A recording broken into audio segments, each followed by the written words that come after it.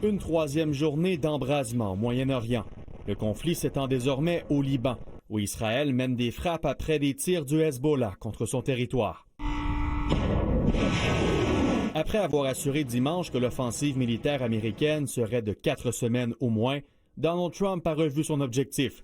Le président américain parle maintenant d'une opération qui prendra le temps qu'il faut et que le plus gros de l'opération est à venir. Whatever the time is, it's okay. Whatever it takes, we will always. And we have, right from the beginning, we projected 4 to 5 weeks. L'administration américaine refuse également de préciser si des troupes militaires seront déployées en sol iranien. Déjà, plusieurs membres des forces armées américaines ont perdu la vie sous les tirs iraniens. Le secrétaire à la Défense, Pete Hegseth, demeure évasif sur le plan concret. We are not going to go into the exercise of what we will or will not do. I think it's one of those fallacies for a long time that this department or presidents or others should tell the American people, this, and our enemies, by the way, here's exactly what we'll do. L'administration Trump continue de défendre son offensive. Selon le secrétaire d'État américain, l'objectif demeure d'éradiquer les capacités militaires de l'Iran et que la mort du guide suprême était nécessaire. Marco Rubio assure que l'Iran fabriquerait 100 missiles par mois et qu'une offensive iranienne était imminente. But this operation needed to happen.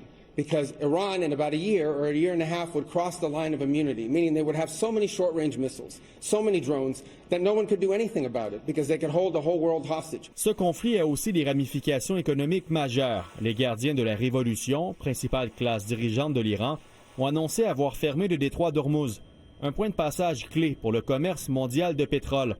Selon les médias iraniens, le régime incendirait tout navire qui tenterait de passer. La tension est aussi bien vive en Europe. Des drones de fabrication iranienne ont visé une base britannique à Chypre. Le premier ministre britannique Keir Starmer a défendu sa décision de ne pas s'impliquer directement dans les frappes contre l'Iran. Une réaction prudente vivement critiquée par le président américain. It is my duty, the highest duty of my office, to protect British lives. En France, la tension est également palpable. Le président Emmanuel Macron redoute un embrasement des frontières. Le dirigeant français souhaite une coopération nucléaire pour la défense de l'Europe avec l'Allemagne comme partenaire clé. Pour être libre donc, il faut être craint.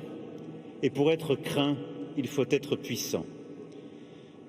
Cette augmentation de notre arsenal en témoigne. Le demi-siècle qui vient sera un âge d'armes nucléaires.